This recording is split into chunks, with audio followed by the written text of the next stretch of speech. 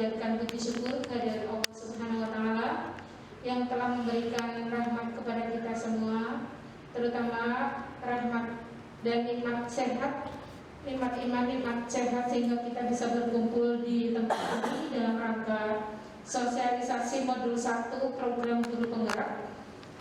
Salawat dan salam marilah kita panjatkan kepada junjungan kita Nabi Muhammad sallallahu alaihi wasallam. Bapak Ibu yang kami hormati, acara pada siang hari ini yaitu 1 pembukaan, 2 acara inti yaitu sosialisasi modul 1 program guru penggerak, dan yang ketiga adalah doa atau penutup. Untuk acara yang pertama yaitu pembukaan, marilah kita buka acara pada siang hari ini dengan membaca basmalah bersama-sama. Bismillahirrahmanirrahim. Bapak Ibu yang kami hormati, acara yang kedua yaitu sosialisasi modul 1 program yang akan disampaikan oleh Ibu Sugihartini SPD. Kepadanya kami silakan.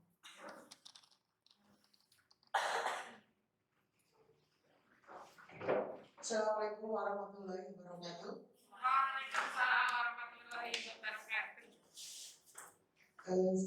Alhamdulillah kita bertemu di ruangan ini dalam acara sosialisasi modul 1 program guru penggerak. Sebelumnya kami berdua mengucapkan terima kasih atas kesediaan dari Bapak Ibu Guru dalam kegiatan sosialisasi ini.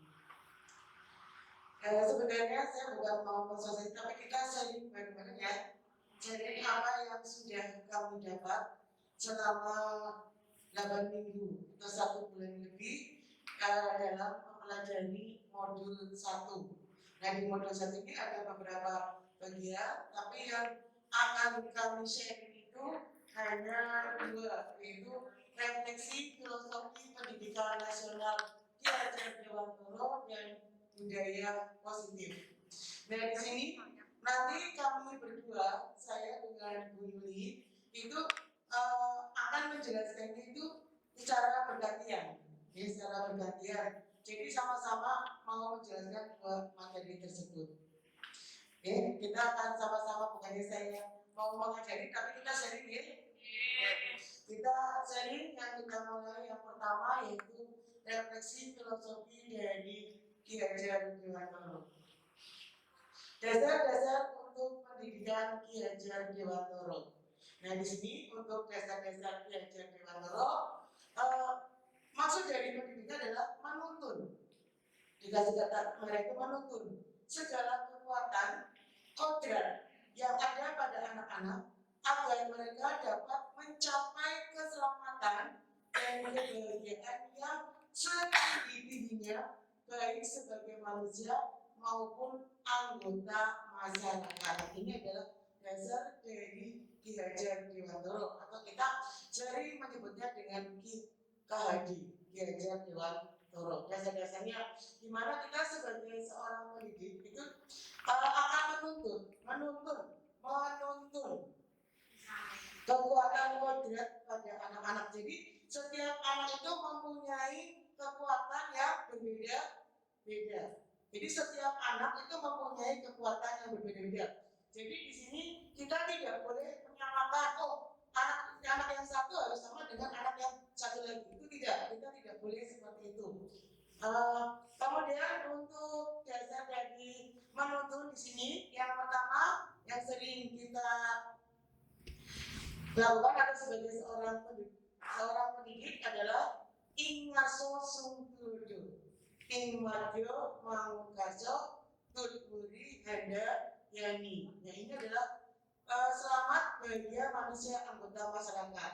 Ing ngaso sungtudo, maksudnya dia di mana kalau ing ngaso sungtudo? Ing ngaso sungtudo maksudnya bagaimana?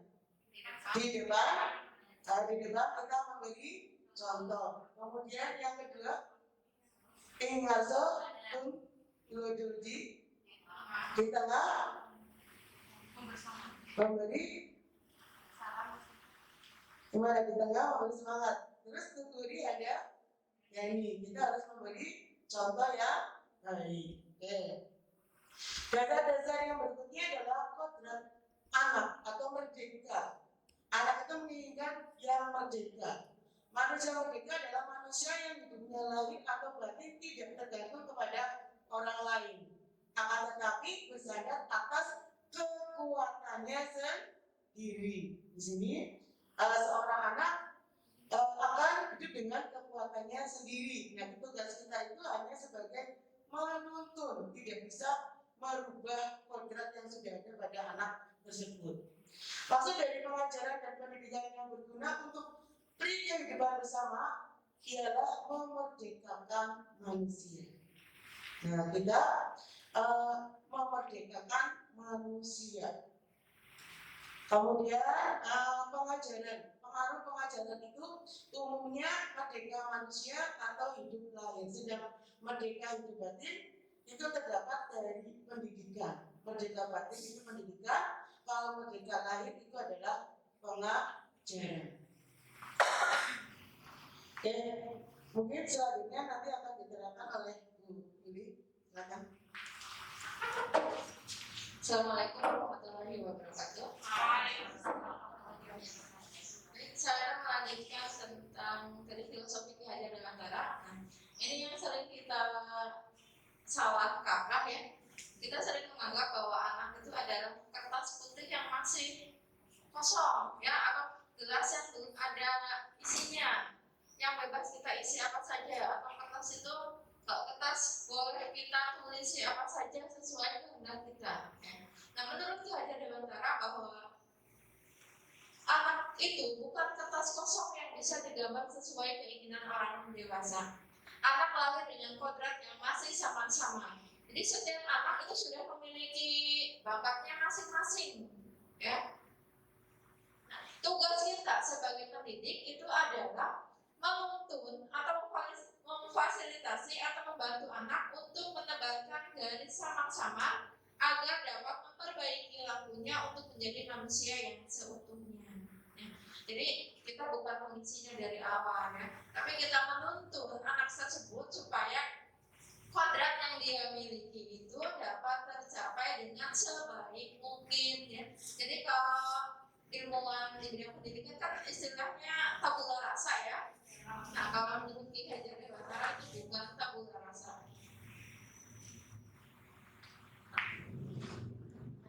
Salah satu ciri kodrat anak itu adalah bermain, iya kan? Ya kali ini banyak ibu-ibu ya yang punya anak. Nah, jadi pikiran, perasaan, kemauan, tenaga atau cinta, rasa, karsa atau karya dan pekerti sudah ada pada diri anak. Permainan anak dapat menjadi bagian pembelajaran di sekolah ya.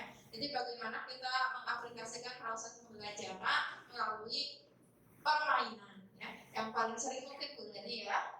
Sering banget ngajak anaknya bermain. Tadi juga saya dengar di kelas suruh tepuk, terus apa ya, bahasa Inggris ya. Jadi intinya melakukan permainan. Nah, dalam permainan itu bisa menyisipkan materi pelajaran ya. Misalnya ini ya, ada congkak. Nih, permainan zaman jadul ya, sekarang sudah jarang.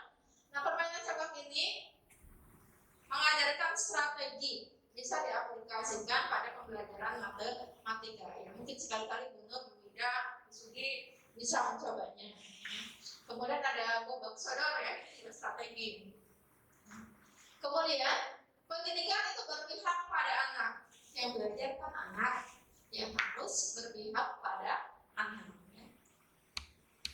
Pokok pendidikan harus terletak dalam pangkuan ibu bapak, karena hanya dua orang inilah yang dapat berhamba pada sang anak dengan semurni-murninya dan seikhlas-ikhlasnya. Sebab cinta kasihnya kepada anak-anak boleh dibilang cinta kasih tak terbatas. Nah, ada kata berhamba pada anak ya. Berhamba pada anak di sini berbeda dengan berhamba kepada Tuhan ya. Berhamba kepada anak ini berarti kita ya mengutamakan kepentingan anak ya, mengupayakan segala cara supaya kepentingan anak itu dapat terpenuhi.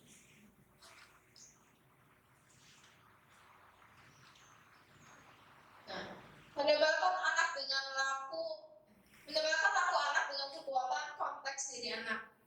Nah, ini berdasarkan tahap pembelajaran Sanggar Alam yang ada di Yogyakarta, bahwa peserta didik itu dibagi menjadi 4 tahapan, yaitu ada tahap wiraga, ya, itu untuk anak usia dari 0 sampai 8 tahun.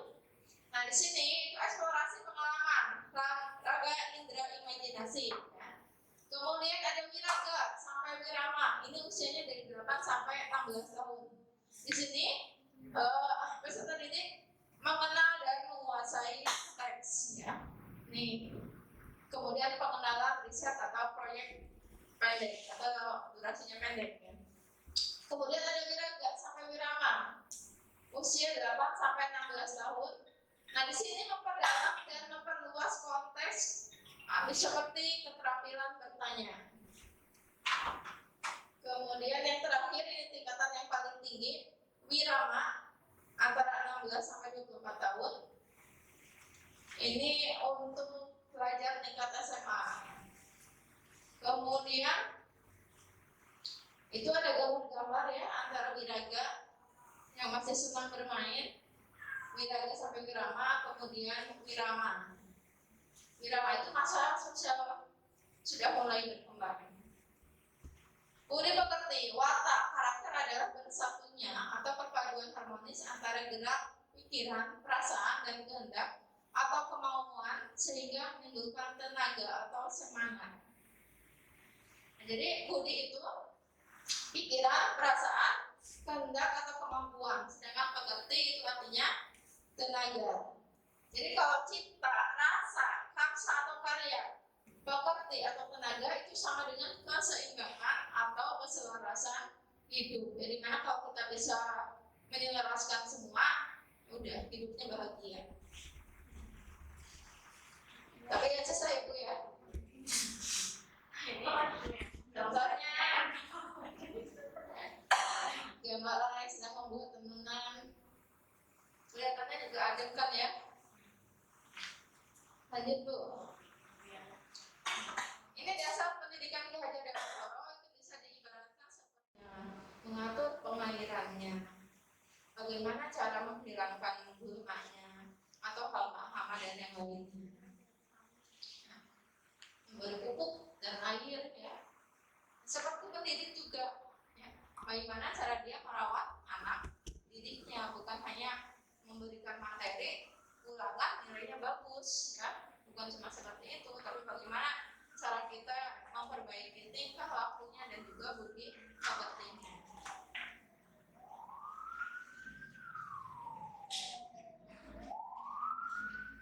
Kemudian relevansi filosofis pendidikan Ki Hajar Dewantara. Nah, ini pesan kuncinya. Maksud pendidikan itu adalah menuntun segala kodrat yang ada pada anak-anak agar mereka dapat mencapai keselamatan dan kebahagiaan yang setinggi-tingginya, baik sebagai manusia maupun anggota masyarakat. Jadi ini ada kodratnya, ya. Jadi sudah punya kodrat masing-masing. Kemudian tugas guru hanya untuk menuntun, ya, supaya mereka dapat mencapai keselamatan dan kebahagiaan yang setinggi-tingginya, baik sebagai manusia, individunya, siswa itu sendiri, maupun saat nanti mereka terjun ke dunia masyarakat. Nah, ini ada relevansi antara Ki Hajar Dewantara dengan pendidikan abad 21, bahwa kalau menurut Ki Hajar Dewantara itu menuntun, ya, sedangkan pendidikan abad 21 yaitu ada kolaborasi, kritis, reflektif, komunikatif, kreatif, dan inovatif. Nah, kalau tujuannya Ki Hajar Dewantara itu selamat dan bahagia, ya, maka untuk pendidikan abad 21 itu well-being. Ada yang tahu artinya well-being? Ini guru bahasa Inggrisnya ada 2. Kehidupan yang lebih baik. Nah, jadi pendidikan masa lampau itu pendidikan yang menuntut, pendidikan masa kini pendidikan gotong royong atau kolaboratif, reflektif, dan kritis. Yang untuk di masa depan pendidikan itu menuntut murid-muridnya yang humanis, ya. Jadi penuh kasih sayang, hati yang bersih dan jujur, yang selamat dan bahagia atau sudah well-being.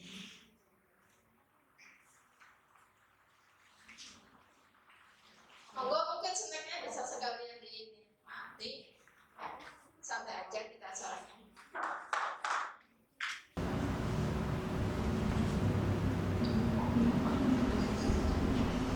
Budaya positif atau ekosistem positif ya.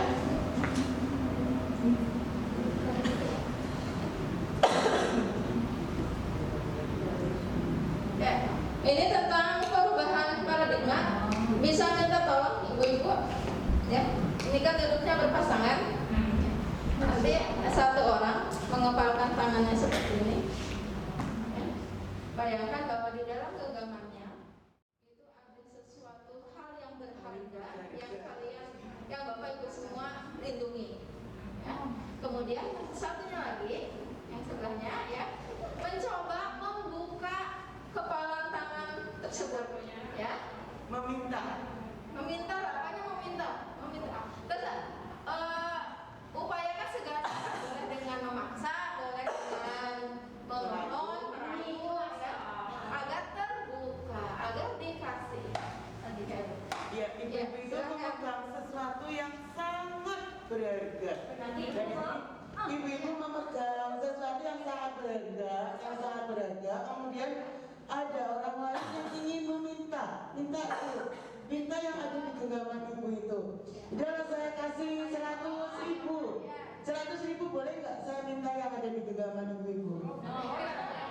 Kalau saya ganti dengan bakso boleh nggak? Boleh tidak kalau saya ganti dengan bakso? Atau dengan voucher belanja. Dengan voucher belanja ke tempatnya Bu Yuli, boleh nggak?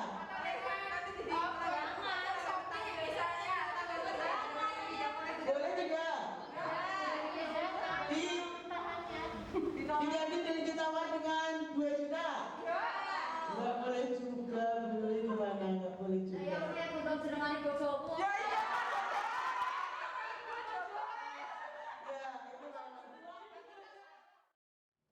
Nah, untuk membangun budaya positif, sekolah perlu menyediakan lingkungan yang positif, aman dan nyaman agar murid-muridnya mampu berpikir, ya, kemudian bertindak dan mencipta dengan merdeka, mandiri dan bertanggung jawab. Nah, ini ada beberapa teori tentang paradigma ya. Yang pertama bahwa ini menurut Dr. William Glasser dalam kontrol teori.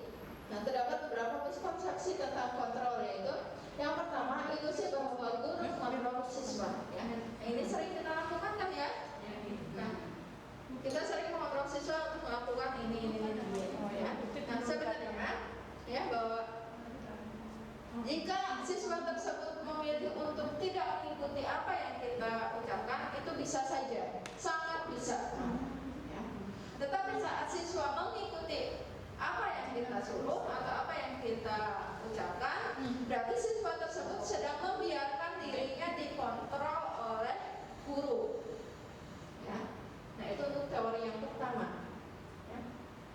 Kemudian teori yang kedua, masih ilusi kontrol, bahwa semua penguatan positif, efektif dan bermanfaat ya. Kita selalu menekankan ya, di rumah yang rajin belajarnya ya, biar besok masa depannya lebih baik. Sering nggak? Iya kan? Nah, kita selalu menanamkan itu. Padahal ya, dalam jangka waktu tertentu, kemungkinan siswa tersebut akan menyadari dan mencoba untuk menolak tuntutan guru, atau mungkin akan menjadi tergantung pada pendapat guru untuk berusaha. Ya. Jadi sisi positifnya, tadi mungkin melihatnya lebih hangat ya. Tapi sisi negatifnya bahwa murid bisa saja ketergantungan sama guru, jadi harus menunggu perintah atau motivasi dari guru terlebih dahulu baru mereka bisa bergerak. Kemudian yang ketiga bahwa orang dewasa memilih hak untuk memaksa. Ya. Misalnya kita memaksa anak-anak kita sekolahnya harus di mana, ya. Sering nggak? Ya. Perilaku yang memaksa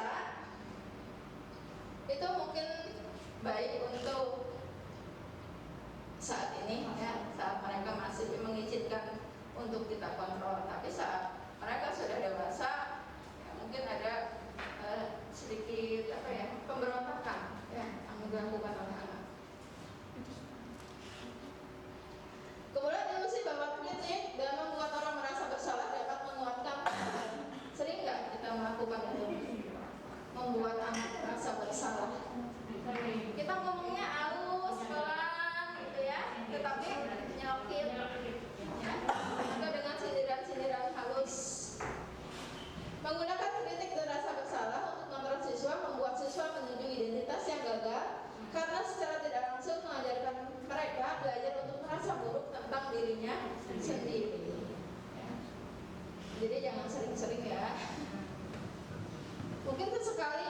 bisa ya. Tapi tetap tekankan bahwa kritiknya kritik yang membangun ya, jangan cuma ngeritik tapi tidak bisa memberi solusi. Lanjut Bu.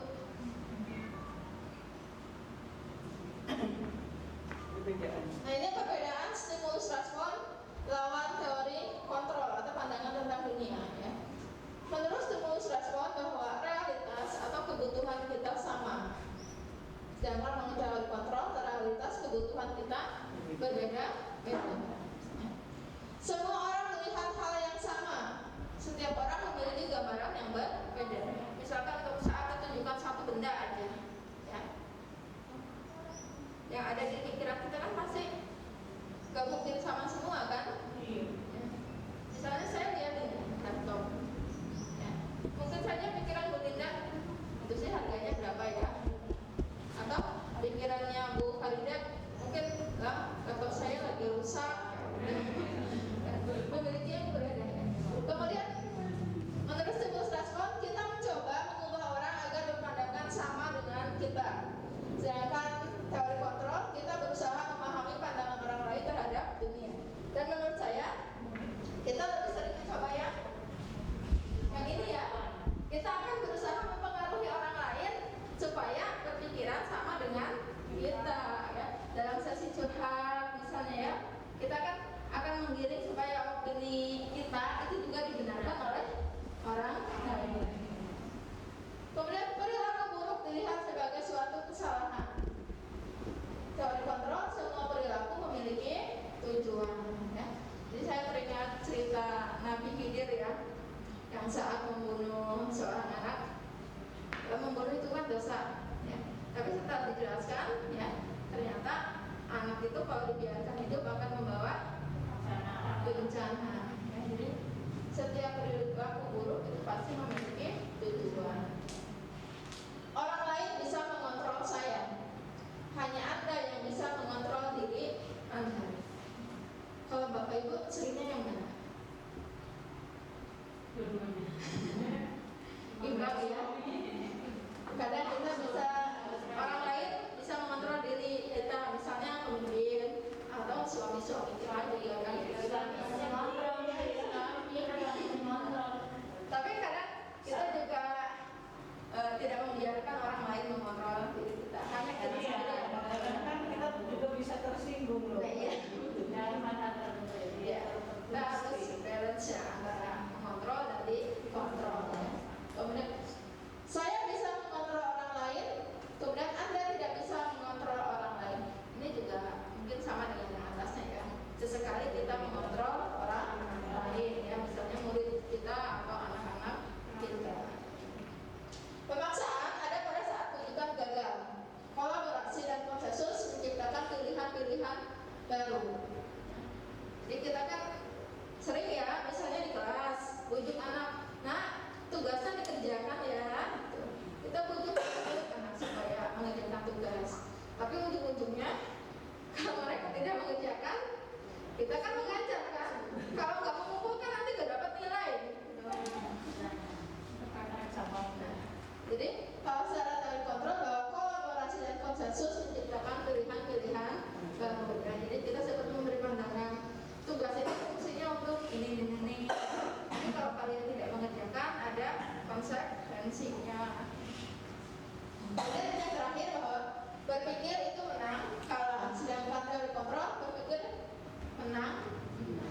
Sebenarnya tambahan lagi ya Bu, ini sebenarnya untuk belajar kita ya, sebenarnya kita harus mulai meninggalkan stimulus respon yang selama ini kita pakai kan stimulus respon ya, ya betul. Karena kalau pokoknya kamu harus menang, kamu kalah ya kalah, bisa contoh seperti itu. Padahal kita harus memakai teori kontrol. Teori kontrol kita pakai, walaupun anak kadang kalah kan langsung gimana sedih dan gimana, kita ngomong-ngomongi kamu itu nggak kalah, tapi kamu adalah menang. Nah di sini yang tadi beliau dicontohkan antara stimulus respon yang seperti yang sudah kita lakukan dan bagaimana caranya nanti kita berubah menjadi teori kontrol. Maksudnya seperti itu. Nggak bisa instan ya Bapak Ibu, berproses dan pastinya membutuhkan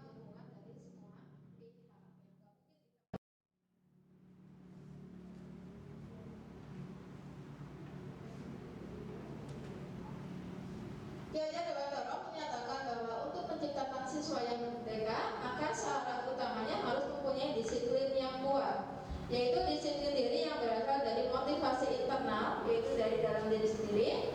Jika tidak mempunyai motivasi internal, maka diperlukan motivasi eksternal atau dari orang lain.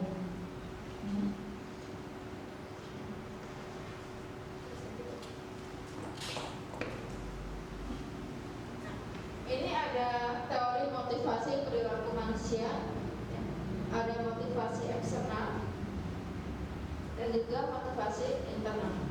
Motivasi eksternal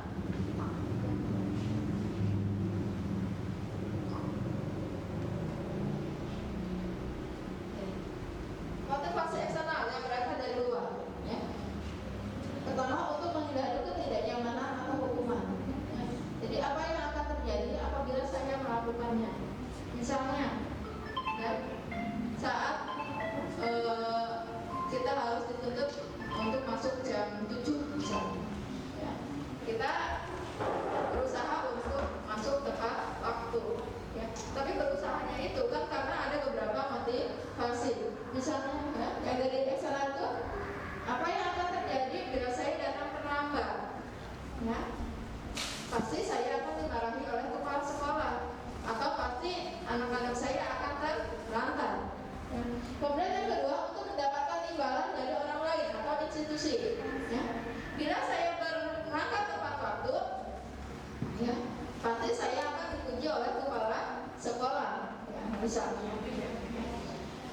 Sedangkan motivasi internal, ya, ini tujuan disiplin positif itu untuk menghargai diri sendiri, menjadi insan sesuai dengan harapan kita. Ya. Saya akan menjadi guru seperti apa bila saya datang tepat waktu, atau saya akan menjadi guru seperti apa bila saya datang sebelum murid-murid saya datang. Ya, itu yang dari internal, ya, atau dari dalam diri sendiri.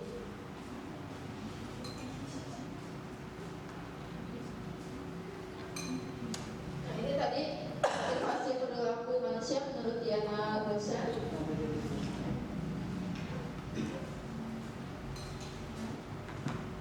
Untuk materi selanjutnya nanti disampaikan oleh Bu Sugi, ya. Mau nggak kalian nanti itu hidangan yang sudah ada. Ya, saya lanjutkan lagi ya untuk budaya positif yang tadi sudah sebagian dijelaskan oleh Bu Yuli. Nah, ini untuk teori motivasi tadi ada 3, karena paksaan, karena ujian, karena kesadaran. Ini sudah dicontohkan, karena ingin dapat ujian, karena dari dalam diri sendiri. Nah, di sini menurut Jajar Dewantoro, merdeka itu adalah tidak hanya terlepas dari perintah, akan tetapi juga cakap buat memerintah diri sendiri. Ini pengertian dari merdeka menurut Jajar Dewantoro. Jadi tidak hanya kita memerintah atau kita diperintah, tapi ada pada diri kita sendiri. Kemudian di sini untuk tujuan dari disiplin, ya kan. Sebenarnya kalau kita melihat kata disiplin sepertinya menakutkan. Berarti kalau anak lihat kamu harus disiplin seperti ini, nah disiplin itu sama artinya sebenarnya dengan paksaan. Artinya disiplin itu paksaan. Tujuan dari disiplin positif. Tujuan dari disiplin positif adalah untuk menanamkan motivasi kepada semua siswa kita agar mereka menjadi orang yang merdeka, yang mereka inginkan dan menghargai diri sendiri dengan nilai-nilai yang mereka percayai. Nah, motivasi ini berasal dari siswa, itu namanya motivasi internal, sehingga akan berdampak jangka panjang dan tidak akan terpengaruh dengan adanya hukuman atau hadiah. Nah, yang berikutnya kita bedakan dengan keyakinan kelas. Keyakinan kelas merupakan nilai-nilai kebaikan atau prinsip-prinsip yang disepakati secara hidup besar. Orang akan lebih semangat atau tergerak untuk melaksanakan keyakinannya daripada hanya mengikuti aturan. Nanti kita bedakan antara keyakinan dan aturan. Untuk para wali kelas ini sebenarnya bagus kalau kita terapkan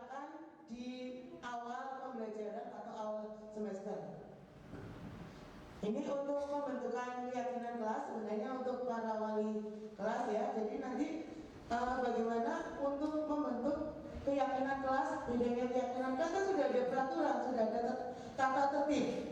Kan sudah ada tata tertib dan keyakinan bagaimana. Nah ini nanti kita bedakan antara peraturan dan keyakinan kelas. Membentuk keyakinan kelas bersifat lebih abstrak daripada peraturan yang lebih rinci dan nyata. Keyakinan kelas berupa pernyataan-pernyataan yang lebih besar. Pernyataan keyakinan kelas selalu dibuat dalam bentuk positif. Keyakinan kelas harusnya dibuat tidak terlalu banyak sehingga mudah diingat dan dipahami oleh semua anggota kelas. Keyakinan kelas hendaknya sesuatu yang dapat diterapkan di lingkungan itu. Semua anggota kelas hendaknya ikut berkontribusi dalam pembuatan keyakinan kelas melalui kegiatan curhat pendapat.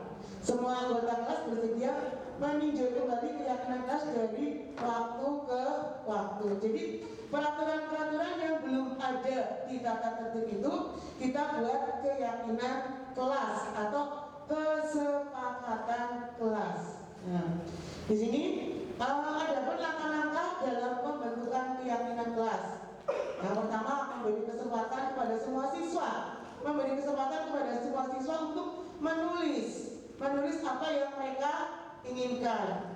Nah, kemudian nanti kita seleksi bersama-sama, kemudian kita sepakati bersama-sama, dan setelah itu kita tulis di kelas itu dan ditandatangani oleh kelas tersebut. Jadi misalnya di situ tidak boleh membuang sampah, tidak boleh berisik misalnya, terus tidak boleh misalnya kalimat positif. Ya, mau menggunakan kalimat-kalimat positif. Misalnya di situ ya tadi ini. Nah setelah sudah semua itu peraturannya sudah disepakati, kemudian ditandatangani dan kemudian ditempel. Jadi ketika nanti anak-anak tersebut melanggarnya, nah kita bisa membimbingnya dengan dasar-dasar dari keyakinan kelas yang sudah disepakati oleh kelas tersebut. Nah, lanjut dulu. Mungkin bisa dilihat di 9G itu di belakang sendiri sudah terdapat keyakinan kelas yang berlaku untuk 9G. Nah ini kebetulan Bu Yuli sudah mempraktekkan ya. Di situ ada nanti kalau Bapak Ibu pengen tahu, pengen sharing atau pengen lihat di 9G sudah ada pembentukan dari keyakinan kelas. Nah di sini model-model dari contoh-contoh untuk pembuatan kelas. Jadi ada selain dari apa sih tugasnya guru, apa sih tugasnya murid. Nah di sini harus dibuat seperti itu. Jadi semua itu harus mempraktekkan. Di sini tugas guru mengajar, mendidik. Ini contoh saja ya, menjawab pertanyaan, memberi nilai dan sebagainya. Kemudian di sini tugas murid apa? Belajar. Di sini kemudian menghasilkan ini contoh-contoh dari kesepakatan-kesepakatan. Kemudian di sini tugas guru bukan. Nah ini berarti yang positif, ini yang bawah yang negatif. Ini ini sebenarnya tugas murid. Tugas murid apa? Tugas bukan murid di sini menyakiti. Oh kalau ada anak yang menyakiti berarti nanti melanggar kesepakatan kelas. Nah kita tulis sedetail mungkin di situ. Dan nanti suatu saat akan dari waktu-waktu akan berubah. Ini untuk kesepakatan contoh dari pembuatan kesepakatan kelas. Jadi bisa berubah, ini maksudnya relevan lah ke kebiasaan itu sudah bisa dilaksanakan dengan baik ya. Maka untuk semester berikutnya mungkin kebiasaan itu bisa diganti dengan yang lainnya yang belum terlaksana dengan baik. Ya, jadi nggak saklek kok ini. Nggak harus seperti contoh gitu misalnya, di sini tadi dari hari ke hari kita bisa mengevaluasi. Oh di sini belum ada ini, oh kita tambahkan dan seterusnya. Tuh. Nah di sini contoh untuk dalam menerapkan keyakinan kelas, jika terjadi pelanggaran tentu akan adanya sanksi atau hukuman atau restitusi. Nah kalau ada kata restitusi sebenarnya saya juga bingung, ini yang lebih tahu itu mungkin Mbak Dini Erlinda ya Mbak. Karena ini pelajaran BK sebenarnya nggak psikolog, sebenarnya saya juga sama ini. Kalau mau menerangkan restitusi itu bingung, karena restitusi adalah pengganti, ya kan? Pengganti, kalau dalam perpajakan kan pengganti di sini. Untuk pengganti hukuman, tapi membuat yang dihukum itu menjadi positif. Nah, dia kasih begitu kan? Jadi mengganti hukuman. Bukan kita menghukum langsung kamu salah, kamu harus seperti itu, enggak. Tapi kita anak itu berbuat salah atau melanggar keyakinan kelas, tapi bagaimana caranya kita tuh mengarahkan anak itu biar menjadi lebih positif. Ya kan seperti itu Ibu ya? Nah, itu yang saya tanggap itu seperti itu. Jadi tidak kamu salah, kamu nggak pernah ngerjakan PR, kok kamu nggak pernah. Nah, setiap guru kadang-kadang kita sering seperti itu kan. Lah, ini aku ya sama, nilainya juga jelek, sama pelajaran saya juga nggak ikut, pelajaran ini juga nggak ikut. Nah, ya kita bersama-sama lah, jangan seperti itu. Kita sedikit anak itu kenapa? Kok anak itu tidak mengerjakan PR? Anak itu kok kenapa tidak masuk sekolah? Anak itu kok kenapa sering bolos? Nah, jadi tidak langsung menghakimi. Jadi kadang kita satu anaknya kesalahannya sama pada guru itu, tidak pernah masuk, gitu kan? Kadang-kadang, oh ya pelajaran saya si A nggak masuk, pelajaran saya juga nggak masuk si A, kenapa ini? Nah, jangan langsung dihakimi, tapi kita lihat kenapa sih si A itu tidak berangkat? Kita dekati anak itu, kenapa kamu kok nggak masuk dan sebagainya. Jadi seperti itu mungkin dengan cara seperti itu mereka akan langsung bercerita. Mungkin karena ada apa di rumah dan sebagainya. Nah, mungkin untuk budaya-budaya seperti itu ya mulai sedikit-sedikit lah kita hilangkan, jangan langsung memvonis kepada anak. Baik, kita bersama-sama, pokoknya kita lagi cari green ya, kita bersama-sama seperti itu. Kita terapkan untuk budaya positif. Nah, di sini untuk contoh dari perbedaan dari hukuman, sanksi dan restitusi saya tidak akan saya bacakan semua, hanya sebagian saja. Nah, jadi kalau hukuman itu sesuatu yang menyakitkan dan harus terjadi, ya kan? Kalau kata kamu dihukum lari misalnya, kan begitu. Kamu dihukum di lapangan, nah kan kalimat hukum itu sangat menyakitkan, ya tidak? Di badan, misalnya datang terlambat, kenapa? Terlambat padahal dia sudah berusaha berangkat kasih, tapi ternyata sampai sini telat juga. Seperti itu. Nah, di sini padahal kamu harus dihukum. Aduh, kata-kata hukuman itu selalu kan ingat-ingat terus. Saya kemarin itu ada hukum, saya dihukum dan sebagainya. Kalau beda dengan sanksi, kalau sanksi itu konsekuensi, sesuatu yang harus terjadi. Kalau restitusi merupakan pilihan. Kalau itu memang pilihan yang harus dilaksanakan. Kemudian tidak nyaman untuk murid atau anak, jangan dalam jangka waktu yang panjang, itu untuk hukuman. Sanksi tidak nyaman untuk murid untuk jangka waktu yang pendek. Tuh, kalau hukuman terus selalu teringat. Terus kalau sanksi kan hanya beberapa saat itu hilang. Sedangkan untuk restitusi menguatkan untuk murid anak dalam jangka waktu yang panjang. Ketika kita dekati, oh kamu kok pakai bajunya nggak seragam, kenapa?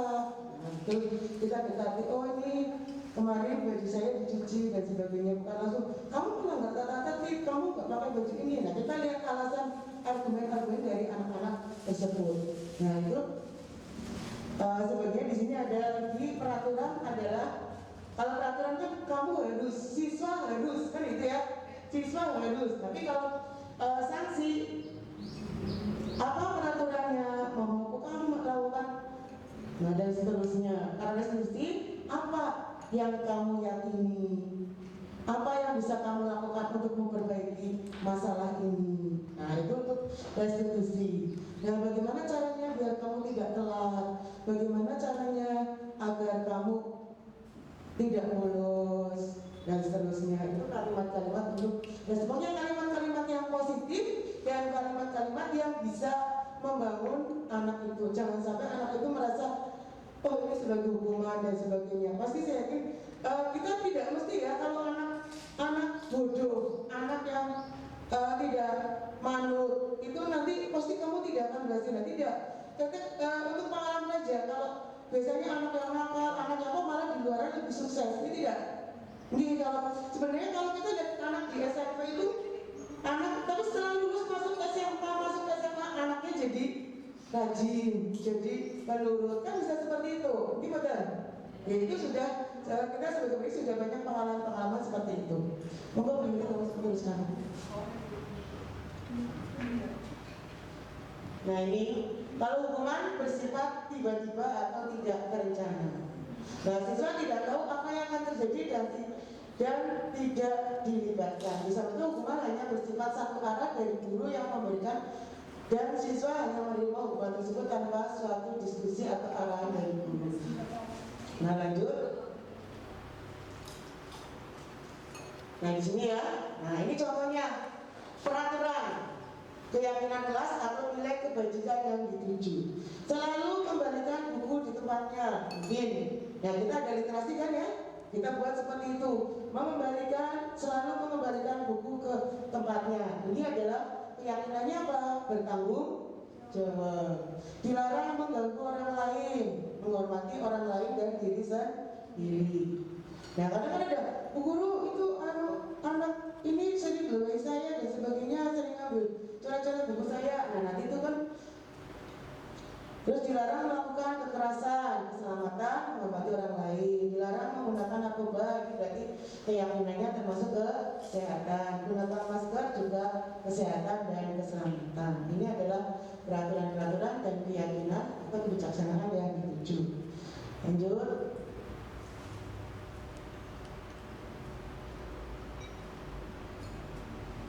Nah ini yang sering anak dihukum oleh penghargaan.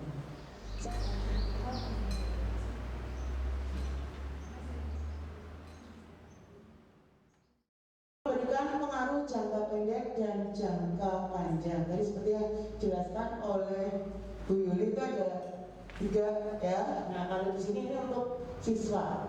Kalau tadi di sini pengaruh diberikan untuk membuat seseorang melakukan sesuatu dalam jangka waktu pendek. Jika terlalu sering menggunakan penghargaan, maka orang tersebut akan tergantung pada penghargaannya dan akan kehilangan motivasi internalnya. Lama-kelamaan orang tersebut menjadi tidak menyadari tindakan baik yang dilakukan. Nah misalnya dia mendapat pujian terus, ya kan? Lama-lama dia terlena. Terus penghargaan tidak efektif, penghargaan merupakan yang berikutnya penghargaan merusak hukuman, untuk penghargaan mengurangi ketepatan dan penghargaan menghukum. Nah, di sini. Nah di sini, contohnya hukuman bedakan hukuman 9%. Nah ini, kadang-kadang kita sering melakukan ini ya. Nah, mencatat 100 kali di dalam buku kalimat. Saya tidak akan terlambat lagi. Kan sering ngomong seperti itu. Nah ini termasuk adalah hukuman karena sudah ada di peraturan. Lari mengelilingi lapangan basket 2 kali karena terlambat hadir ke sekolah, hukuman. Murid diminta untuk push up 15 kali karena tidak menggunakan masker ke sekolah, hukuman. Menggantikan kertas tugas teman yang telah dicoret-coret, ini bukan hukuman tapi namanya adalah sanksi. Membersihkan tumpahan air di meja tulis karena tersenggol pada saat belajar, ini juga sanksi. Ini juga bisa nanti masuk ke kesepakatan kelas. Dan ini adalah perbedaan contoh-contoh dari hukuman atau yang termasuk hukuman atau yang termasuk dengan sanksi. Itu.